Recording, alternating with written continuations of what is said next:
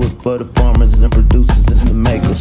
What we even here for? Occasionally I ask it. I know it's more than struggling, anticipating the casket. Reap what we sow, trying to fill up my basket. Life's a plantation, I self-law and master. Over the plot I've been granted on this planet. Now it's slanted, cause the chosen been supplanted. But if you overstand it, it was spoken. Fractured, but we ain't broken. Even though some would rather play the role of token, we growing. Black through the essence of our presence. We carry the blood of gods, we carry the mind of peasants. Rich black gardens, future look more like Eden. Multiply seeds like the seed banks in Sweden. Rep my planners on plan according to season. Be one code, switching it up is treason. Black power, family what we eat. Either we get fed or we feed. Be one ag. What's growing on? What's growing on? What is growing on? Welcome back to B1 Ag Daily Bread podcast. I'm John Henry Harris. We also have Farmer Brown EMC. Here at B1 Ag, we focus on agricultural production as it pertains to marketing, health, food, nutrition, education, all for the Black family and for the Black community. Welcome Black to the garden. If you stay ready, you don't have to get ready. If you stay ready, you don't have to get ready. This is a message that Farmer Brown and I are urgently trying to get to our people. If you stay ready, you don't have to get ready. Our food system is challenged right now. Our food system is actually under attack in many ways right now. And we want to make sure that our people, the B1 community, the B1 Ag community, all our loved ones have a seat at the proverbial dinner table. Today, we're going to have on as a special guest again, Brother Leroy Shabazz, who talks about emergency preparedness. Now, a part of that emergency preparedness is also food, making sure that we have food and water in a state of emergency or in case of an emergency situation. There are many different types of emergency situations, but we just need to make sure that we have certain things in place to make sure that our people will be fed and taken care of when these times come. Now, part of this emergency preparedness is having a food hub. Now, for those that don't know, a food hub works closely with small-scale farms and businesses to meet the demands of the buyers, which is you, the people. In the case of an emergency, it's going to be that community that is under that state of emergency. A food hub's main purpose is to help small farmers gain access to the larger market. Now, our Black farmers are underworked. We're underfed. Match made in heaven. We need to really shop with our Black farmers, but we need to have access, and that access, that's the key. So what these food hubs will do and can serve is building our own agricultural economy amongst ourselves, employing our Black farmers, and us utilizing and patronizing their produce. Now, just for a visual aspect, exactly what a food hub looks like, it's very simple. You take the farmers, which are the local and regional producers. You supply that food to the food hubs. They take all the food, distribute it, market it, and give it to the consumers and the wholesale buyers. That, in short, is what the food hub does. In more detail, you have the food hub and you have other distribution points to make sure that the community gets the food necessary during not only an emergency situation, but just in everyday situations. Everybody is aware of the supply chain issues and the shortages going on. This is a very practical answer to localizing our food system and making sure that we have this food available in an emergency, or or whether it's an emergency or not. We can't take for granted that this food is always going to be available. We see the empty shelves in our stores, but also U.S. food banks are already dealing with increased demands from families sidelined by the pandemic and now face a new challenge, which is the surging food prices that are just made worse by the supply chain issues. So today we're going to have Brother Leroy Shabazz back, and we're also going to have Farmer Brown. This is a topic we need to dive deep in today. So our B1A family, let's put the chin straps on. Let's get to it. First, I just like to say peace to the B1 family. Hope everybody's doing well. We take a lot for granted, family. So right now, 8 out of the 10 U.S. counties with the highest food insecurity rates, 8 out of 10 are at least 60% melanated. And 1 in every 4 melanated American children is affected by hunger. 1 in 4. Of the 10 counties with the highest food insecurity rate, 8 of them have 60% of more melanated families. These are your Chicagos. This is deep down south. This is all of these areas where when we're talking about food hubs, and when we're talking about how do we support these local melanated farmers, we really got to have some serious conversations. And once again, we're blessed to have the brother Leroy Shabazz come on and really give us some codified, practical solutions of how to address this. The time is yesterday, family.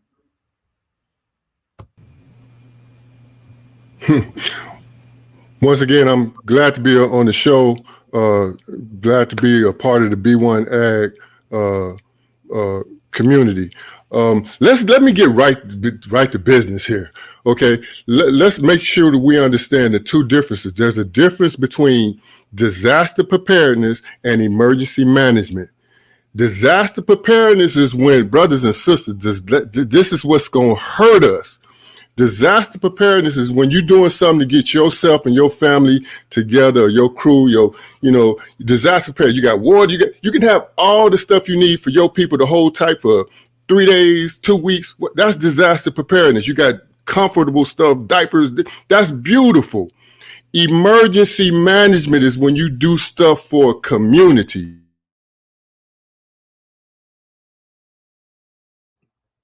A clear distinction. There's one thing just being prepared for whatever may happen, but then there's also, okay, once an emergency does happen, now how do we manage this? Okay, again, emergency management is when you deal with a larger network where you know where your water coming from, where your food is coming from, where your resources are, your definite critical resources are. Okay, and so disaster preparedness is like what Black people tend to do with disaster preparedness is like they holding on with what they got until the system comes for them. Emergency management is that we are the system. So that's where I'm coming from. As a student in the Nation of Islam under Minister Louis Farrakhan in 2010, boom, we had to learn emergency management. Now, brothers, if I can segue into what you guys did, if I can go to those slides, Brother Henry. Let's go to one. That's slide 1, okay?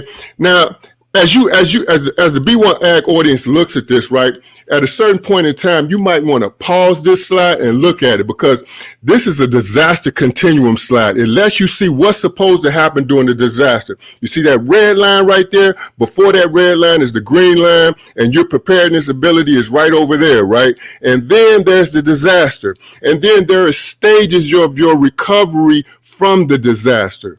Okay, and look down, you see in those items under there, certain things supposed to happen, like search and rescue is a part of the response. Certain things are supposed to happen. And you can look at those things for yourself because this is very important for you to understand that there's a process. It's all a process. We're going to work through these technical difficulties, family, but as he's getting back on, so I want us to look at this bottom left-hand corner, risk reduction and readiness. When we have this B1 Ag conversation, obviously the Band-Aids, diapers, things of that nature are important, but you'll see the third line item says build community capacity and resilience. A part of that is one of the reasons we have this B1 Ag conversation.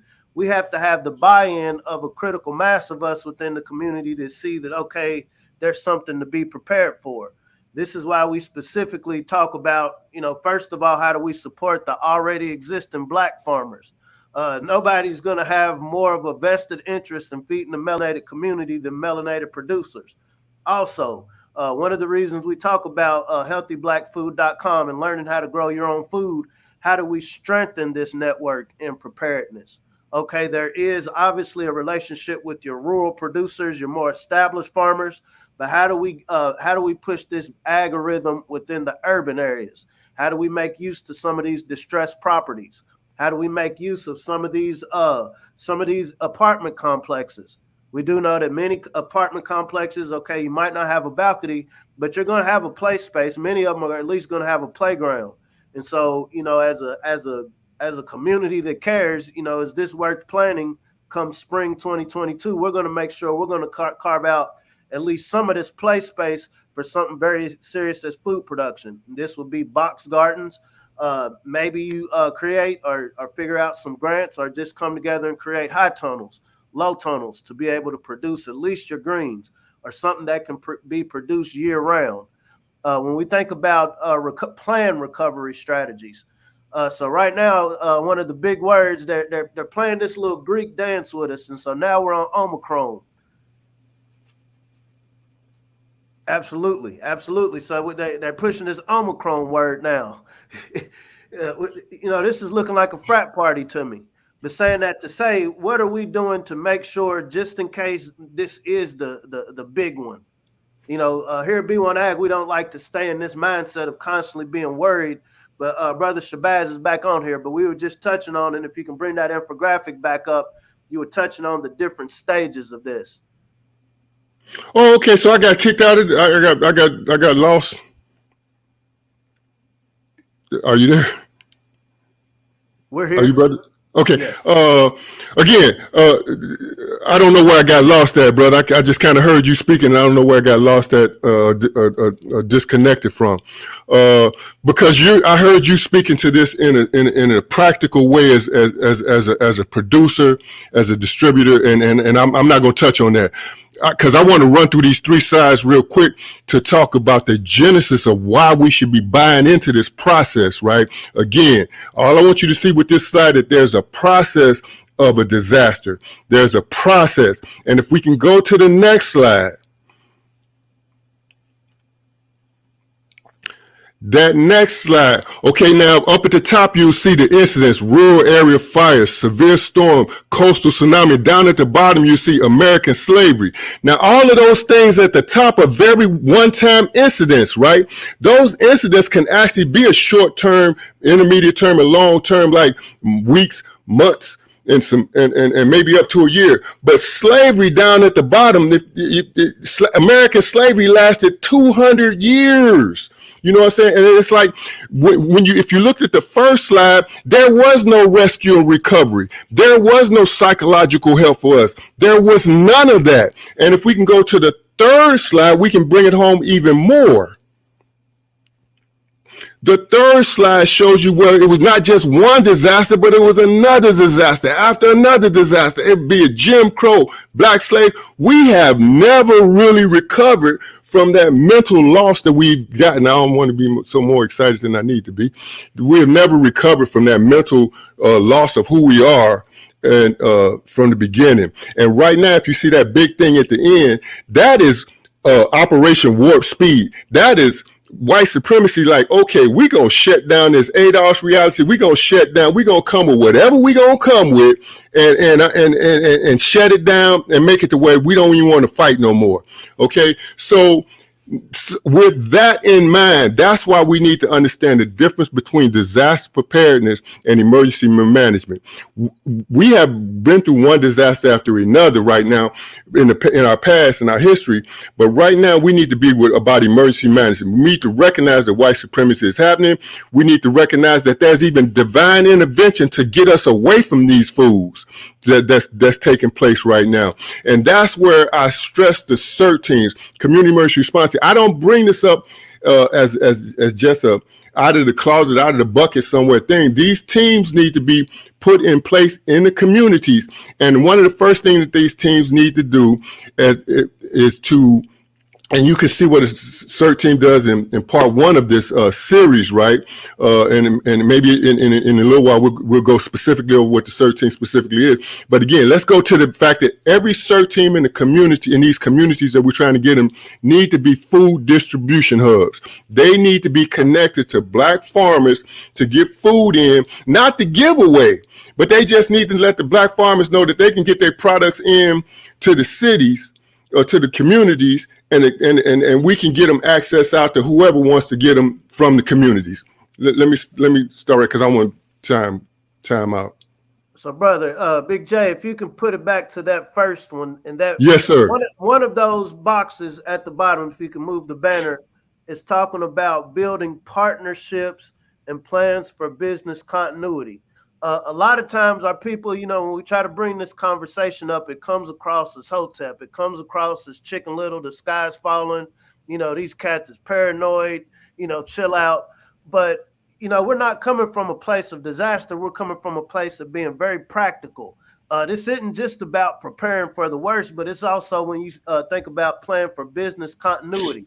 If you could go into that a little deeper about how preparing these teams, preparing this system of like-minded individuals, how does this manifest into business after a possible disaster? Well, and again, let's go again. We're not talking about just some abstract stuff, right? On my YouTube channel, CEFEMAP space news, CEFEMAP space news, right? On the smoking gun sections, I think the third or fourth video, I have a FBI agent, Dr. Tyrone Powers, who was an FBI agent in Cincinnati, and he tried to warn the Black community in Cincinnati that Rick Ross was coming to Cincinnati to set up crack cocaine's connection, right? That man lost his job with the FBI because he tried to warn the community and nobody paid attention. Now you see what the condition of the community is. And the city of Lincoln Heights, which was a Black city, they lost their fire department, they lost their police department. They're a village, if that right now. So here is a Black person trying to warn people who are not paying attention. Okay, now we know, and that's white supremacy that did that. That wasn't no abstract, no situation, right? And I feel, brother, that I have to talk about the three types of causes of disaster. There's natural disasters, which everybody understand what a natural disaster is. There's technological disasters, which is like your chemical spills, your plant refinery explosion or something like that. And then there's intentional or man-made disaster. Intentional or man-made disasters tend to be talked about as war and terrorism. Again, where we at right now, white supremacy is a form of terrorism, and it's whooping us down right now. And they got other stuff coming. That's why we need these CERT teams, because the devil is fighting to keep us down, and at the same time, God has got to beat us up to get us to come up. So again, once we get these disaster teams in that are trained teams that have some basic level of training, where they are not just people running around with their heads cut off, but they are assets and extensions of the first responders and extensions of the system that's supposed to work for us. These teams now become set in the community to where if an emergency happens, they know where the stuff is coming from, where the food, where the water is coming from, right? Now, when there's no need for them, they are actually able to have it where the distribution still comes in, but the distribution is being sold or connected to. Again, if you looked at that first slide that Brother Hen put up with the distribution process, right?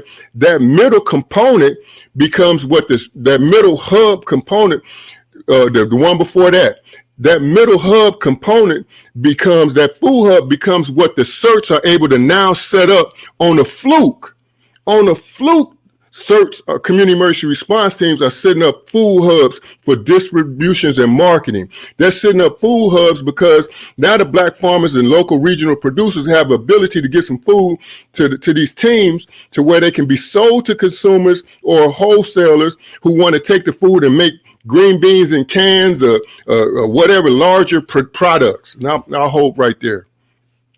So before and after we get done with this piece, I want you to put this back up. So as we were preparing for this show, we were just kind of talking about, some of the people like your Dr. Boyce, your Jay Morrison's, a lot of people who are very knowledgeable when it comes to financing, stock markets, investing, real estate. How important is that group of people when we talk about really putting this practical system together? So obviously here at B1 Ag, our focus is on the melanated black producers.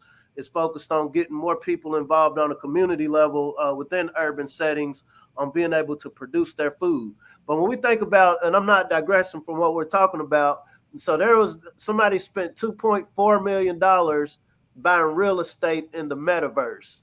That was the record. Metaverse meaning I can't even touch this unless I put some glasses on. But somebody spent a real $2.4 million on real estate in the metaverse.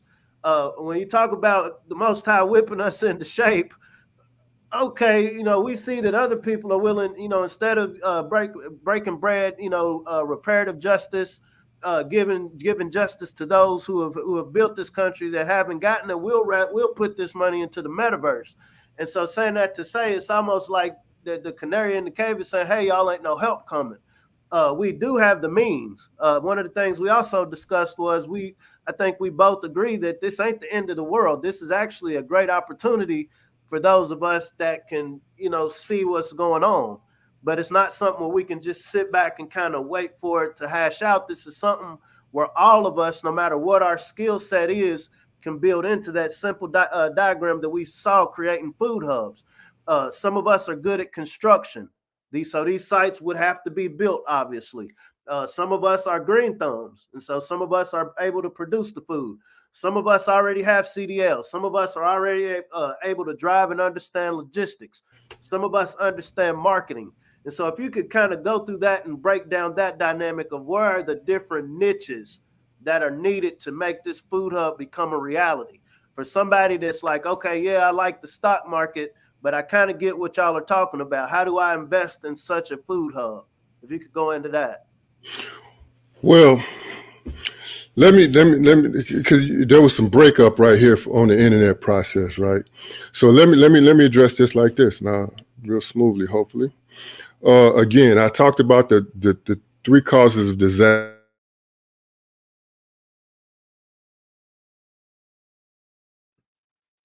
Well, we break through this, family. I hope the family's peeping this. And so we're highly dependent on these computers for communication.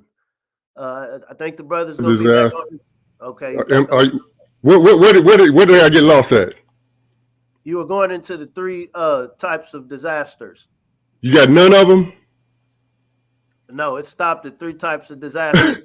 Okay, so I was making the point of we got to get this message out quickly. We're highly dependent on these computers and all of these other forms of communication.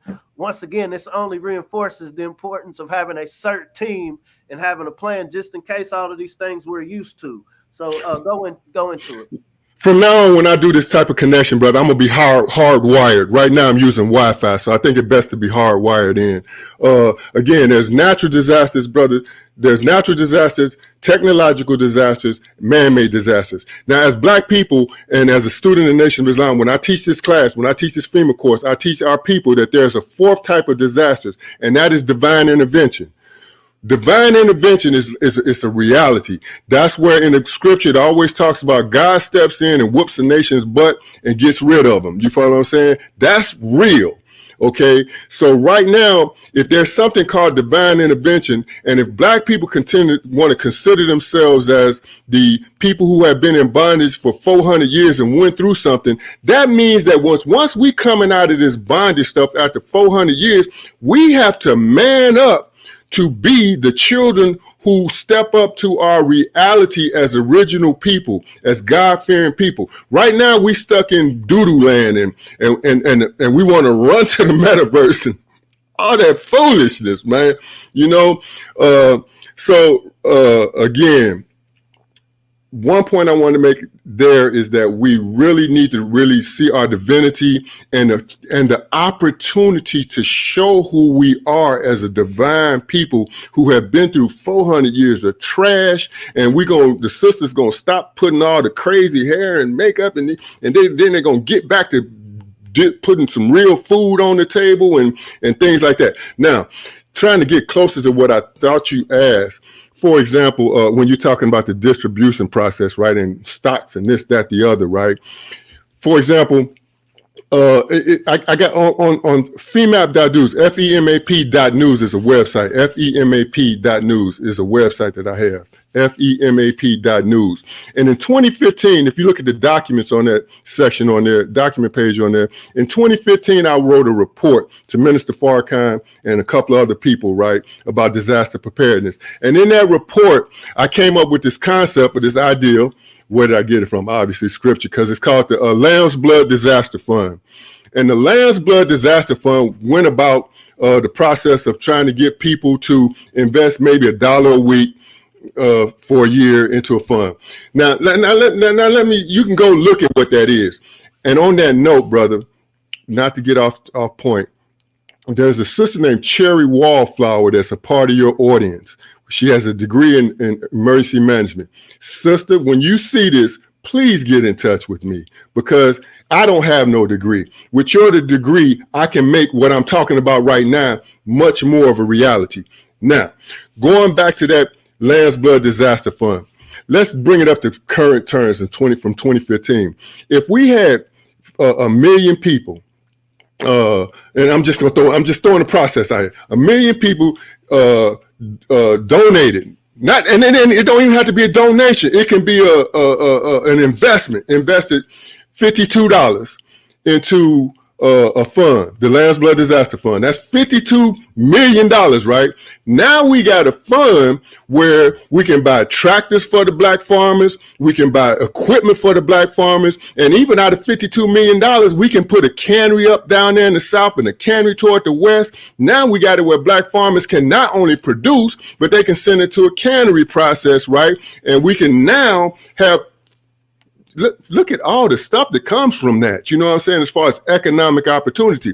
Because I listen to the Fly Nubian Queens, and I know they got a sister that has a distribution company and stuff like that. We got all the stuff we need to make something happen. But what I'm hearing from the network, from this network, for the most part, is that we want to go invest in somebody else's stock. You follow what I'm saying? Instead of investing in the stock of what we actually can come up with ourselves through ourselves. I'm gonna leave that right there. We think about this job situation, and so I've been getting the emails, hey, report this by this day, your status, or we're not here to disparage anybody's personal decisions, but I think the number was about 70+% of the melanated community isn't with gene therapy. We're not necessarily amiable with some of these ways of addressing we'll call it pandemic. So saying that to say, job security is going to be a very real, I'm not going to say going to be, it's a very real dynamic that we can't just gloss over like, okay, we'll worry about it later. This goes back into this being prepared. If you stay ready, you don't have to get ready. You had just touched on the concept of upon just investing in a food hub. And see, because a lot of times we're a divided people. We divide over religion. We divide over what side of the hood you live on, what side of the country you live on, what's your favorite team. Something as simple as food production, distribution, and preparing it. It literally creates millions of jobs. Did you know agriculture alone in North America, and this is mainstream agriculture, there's more than 22 million jobs just within the agricultural sector. This is mainstream.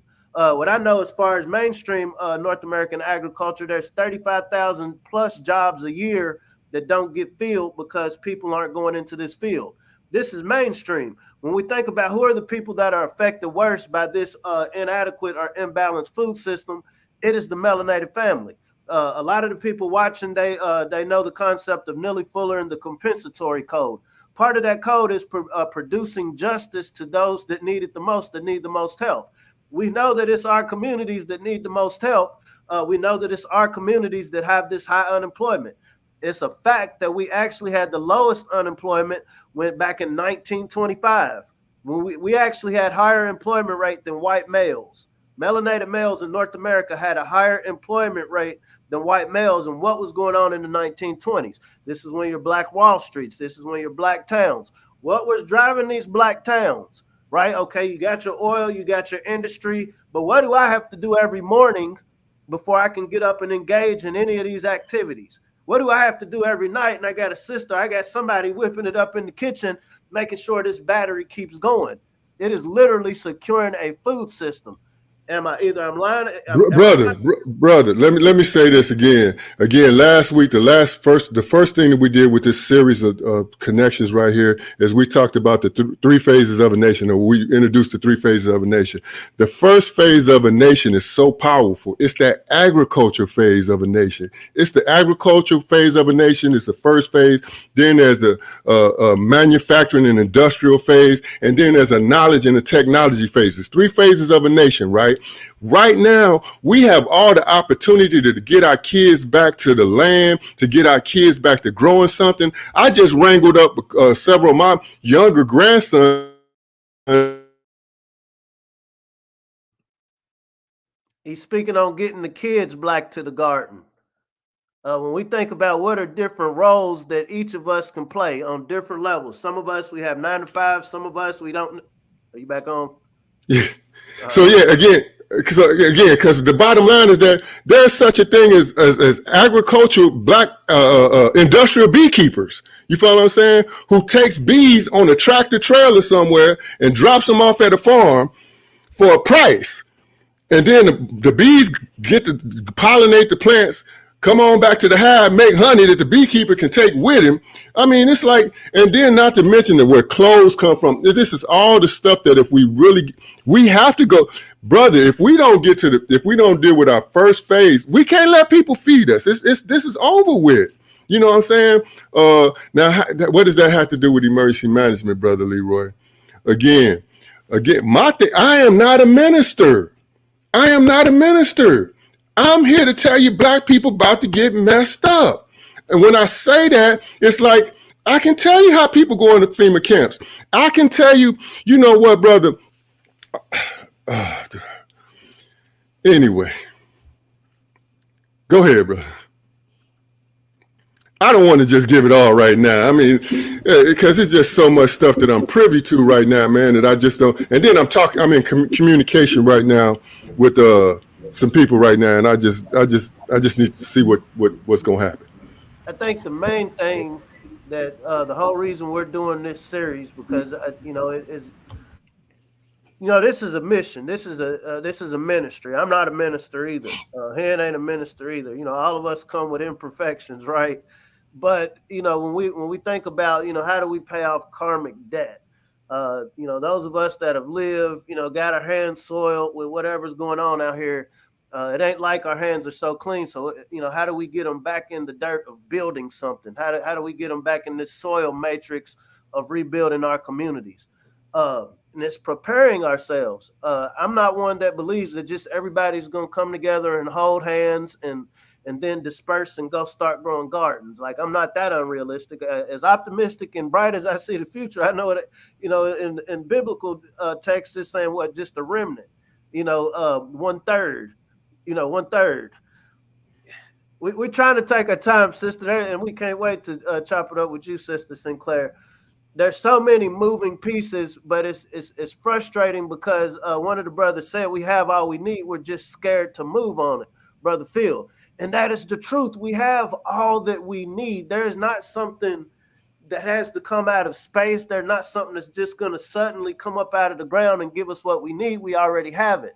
But once again, there's a lot of distractions.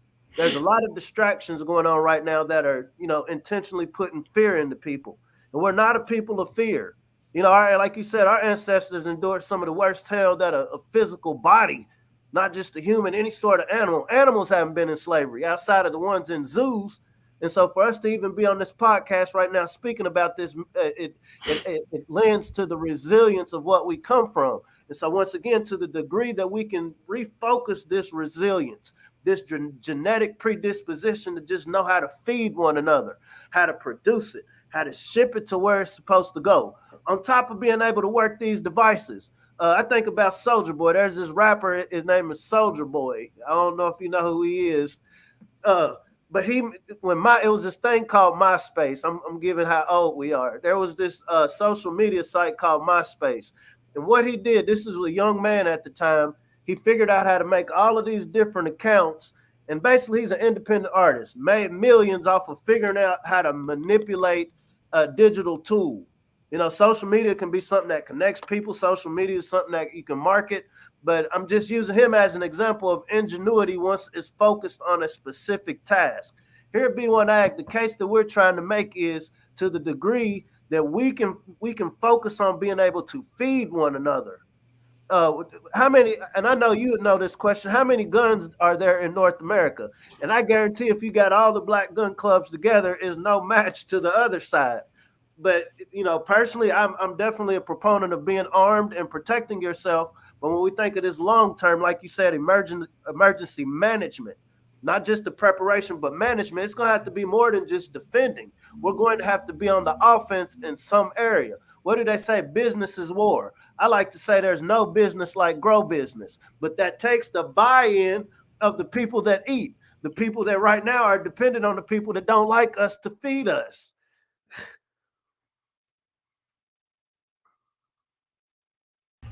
Just let me add again, I will say, if you stay ready, you don't have to get ready. Now, we push healthyblackfood.com to help you as an individual learn how to grow your own food. This will help you get prepared, stay prepared. Once your garden is going, you are now well on the way to being and staying prepared for any kind of food shortage. This inflation, food prices are going up tremendously. Even one of my favorite stores, the Dollar Tree, they're going up to $1.25. That's a 25% increase. Although most of us look at $1.25, that's not a lot of money. Compared to $1, that is a 25% increase, which equals 25% inflation. Now, many of us across the country are already paying $3 for a gallon of gas, $3 or better for a gallon of gas. 25% of that, you know, you're looking at, that's another 75 cents.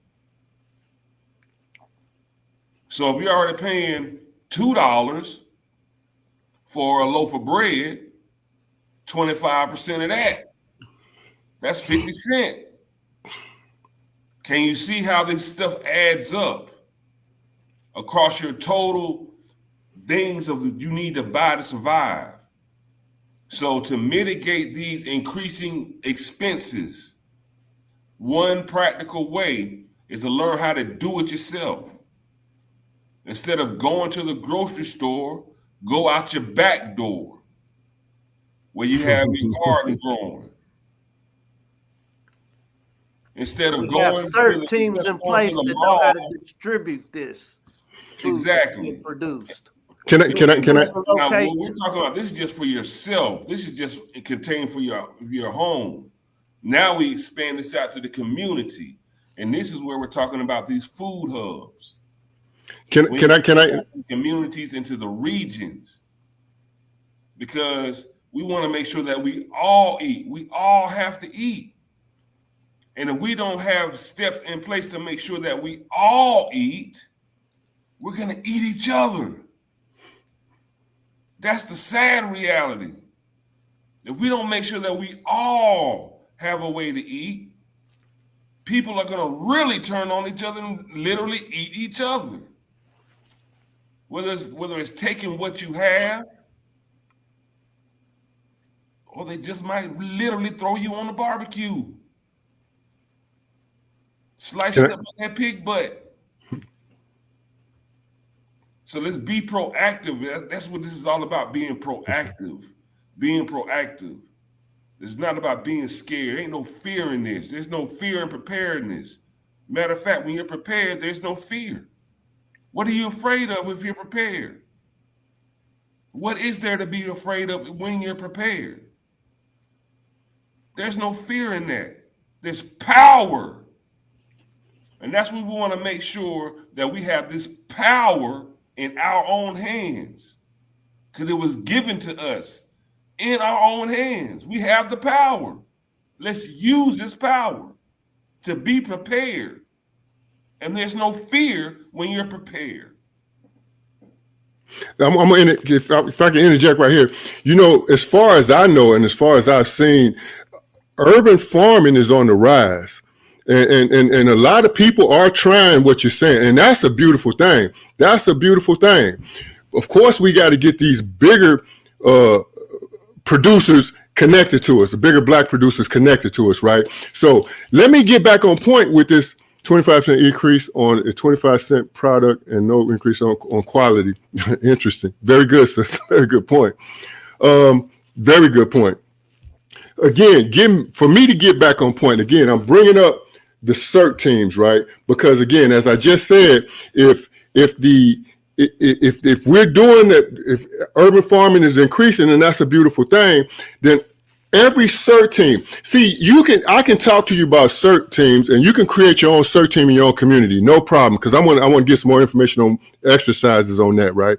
But the thing is, CERT teams that are connected to what I'm trying to push, right, are CERT teams that are going to have gardens. They're going to have some maybe some farm animals or some things like that, some bees, you know what I'm saying? They're going to have that because they want to not just have a CERT team readiness, but they also want to have it where people can bring their kids to see something about bees, something about a garden, where and then at the same time, all the other persons that are black people or whoever that's doing urban farming, right? It creates a dynamic where we can talk to each other, because that's what black people ain't doing right now to a great extent. We're not talking to each other and creating that unity of community, right? Because the whole thing about good food is like when you can sit down to the dinner table and break it up with your family. So again, I'm pushing the CERT teams. This is what I'm pushing, to be in the communities, to help the communities to get ready for what's about to happen on a bigger scale, because those CERT teams will be connected to the system for whatever it's worth. I always say you might have to break out your gat and throw down if the system break down for you. But in the meantime, you got people that are connected to the system. Now, let me throw out a piece of homework for here, because people are going to see this now, and then people are going to see this in the future, right? Now, in this manual, right, it says something about CERT teams, because CERT team is a FEMA program, but it's run by an organization called Citizen Corps. Ain't no goddamn Citizen Corps.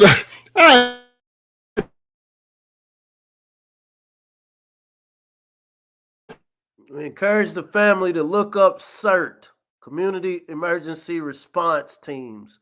Once again, when we talk about getting on code, this is something that can be applied wherever Every city. Am I still there? Am I still there?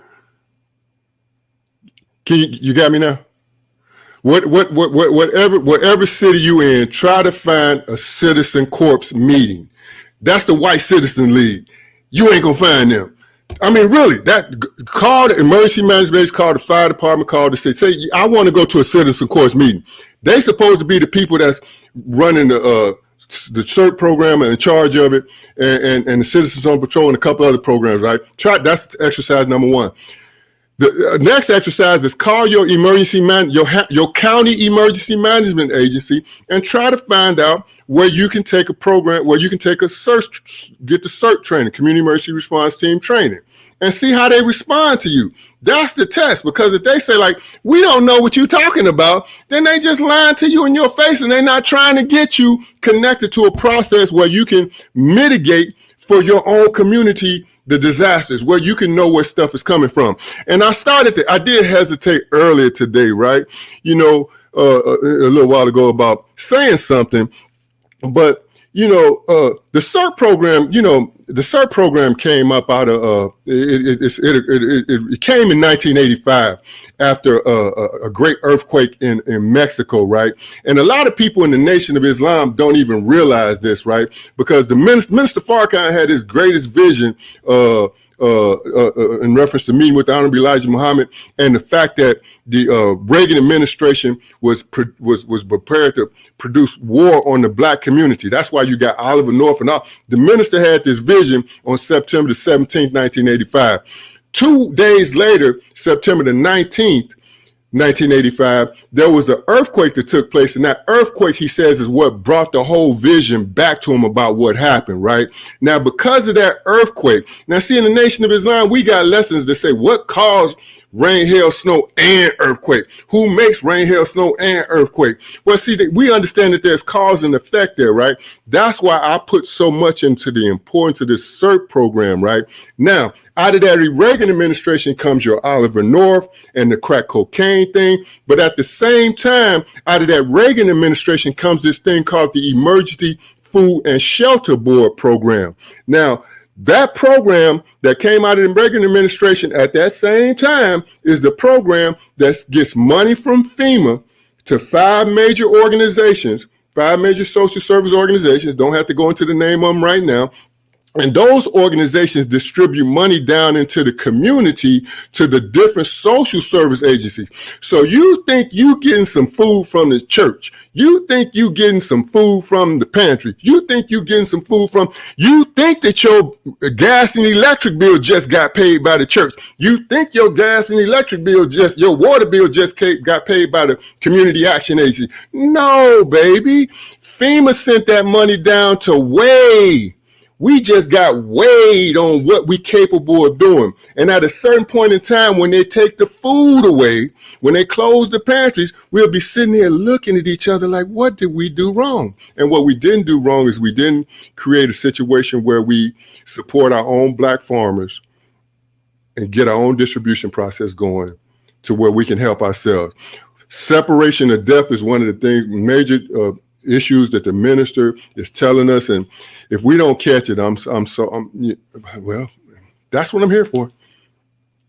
Brother Shabazz, this has been a great build. We got a couple more, but before we get out of here today, here at B1 Ag, we like to have very concise action items. So how can we get our viewers to sign up to get certified? What is a site where we can direct people to? Well, again, I would say that test is the first thing to do.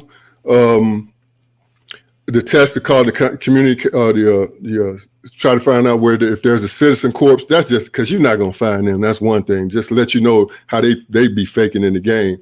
And then corps, that's CORPS. Citizen corps. Okay. But the other thing is you can contact your emergency management agency and ask them about CERT training. You can do a CERT training with anyone. My point and my reality is that we need to understand how to use CERT for our community and make it a B1 CERT program. And that's what I do. You can look on I got a website, cecert.org, and there's some information down at the bottom of that page that'll guide you to the CERT program and what it's about. And you can get in contact with me. Please contact me through any of the medias that I got out there. I'm Leroy at cecert.org or Leroy at femap.news. Leroy at femap.news. And the only reason I say contact me is because I want to give you the best advice I can how to go after this piece, right? Because it's very important that you maintain your integrity for yourself and your community. Absolutely. Again, in response, and again, just one more sentence to that, right, is that you don't need me to start a CERT program in your community. You don't need me at all. You follow what I'm saying? If you can find out who the people are from your county emergency management agency that has your CERT program, or your parish that has your CERT program, and you get the training, and then you go create your own team. Then at that point in time, you just got to understand. See, if you don't understand threat assessment, if you don't understand white supremacy, you can have this book and you can go through this book and where it says the causes of disasters and it says technological, natural disasters and man-made or intentional disasters. And if you don't throw white supremacy in there as a part of the intentional disasters, then you lost. You're just going to be where they can call you and say, look, we need you to go watch this this intersection over here. And, matter of fact, I want you to come bring your team over here and help give shots to these folks over here. And you'll say, oh, yes, I'm a CERT team member. Because I tell they call my team for about some shots. Man, get out of here, man. We ain't. Now my team members can go if they want to. You follow what I'm saying? But that's not how we roll. Make sense? This was definitely a great build, and I look forward to continuing this conversation. I hope the family. We call this Daily Bread podcast for a reason. This is Daily Bread. Like you said, we sit around this table. I don't think any of us have all of the answers. But I think it's enough of us if we contribute what, our life experience has. We don't need degrees, they're fine. But I think whenever we're able to coalesce all of our different areas of activity and experience around a very codified, specific security, well-being, and perpetuity of the melanated family, I feel like we can't go wrong. Once again, we believe it starts with being able to feed yourself. I have to throw the shameless plug, healthyblackfood.com. The concept of that, and once again, this is something we're working with Brother Shabazz on. Brother Shabazz is really, how do we make these classes palatable for our people? As my grandfather would always say, keep it simple, stupid. Everything starts with a seed. Once you planted your seed, there's different types of soil. But, each type of soil is going to have a different way that it has to be watered, has a different way it has to be nurtured. It's going to have different amendments that's going to have to be put in it to make it work. And so our goal is to plant this seed and give the information needed, which is what you're saying about CERT. Yeah, you can go online, you can go to your local cooperative extension office and learn how to grow food, or you can just try your hand in the backyard, which is not bad, it's not good. But when there are people that can, break this down in a palatable way that we can understand, we definitely have to take advantage of these resources, family. We saw the glitches during this podcast. It could be the algorithm going crazy, or it could, like you said, you're on Wi-Fi. But either way, I think it's a reminder that I think we take a lot for granted. My mom always says, act like it's nobody but you and God. Act like it's nobody but you and God. Act like it ain't nothing else out there. And then when you get out of whatever this problem is and you realize, God has this world full of people, great people, great opportunities, then it's that much better. And that's what we mean when we talk about building business. And so literally just preparing ourselves for the worst, we set ourselves up for doing our best. But like you said in the first infographic, there's stages to it. There's preparedness, then there's emergency management. And so I definitely encourage the family to look up CERT. I definitely encourage the family to reach out to Brother Shabazz. He's definitely a blessing to us and our mission. And the brother's accessible. He's not sitting here trying to preach to anybody. He's very practical. He's very realistic. We're not trying to convert anybody one way or the other. We just want to convert you to care about yourself and care about your community. And let's keep building this. On the other side of that, right? There's some stuff coming. There's some. Y'all think white folks playing, and all white folks ain't in on the trick, but there's some stuff coming.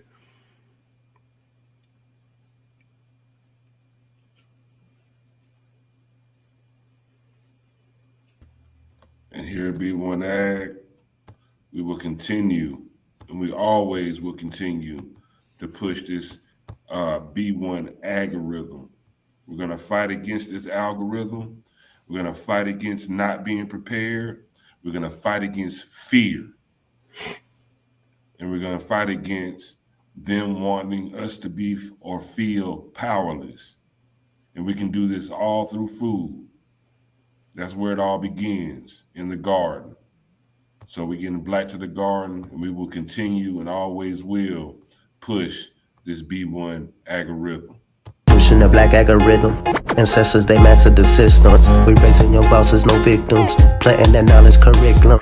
Blessing the roots with the nutrients. The darker the berry, like Nubian. Dropping receipts like I'm Julian. The streets with that food like Peruvian. Trapping the herbs and the fruits and the veggies. CSA boxes, my package is heavy. Ship across town in the bed of my Chevy. Printing them up, growing hard for that baby. If you stay ready, you ain't gotta scramble. Bet on black farmers and growers, no gamble. Reclaiming our pain cause the game is in shambles. Blessed with that melanin, carry the miracle. Mothers and fathers of civilization. Black to the garden with food cultivation. Building back better through black innovation. Be one community, growing the nation.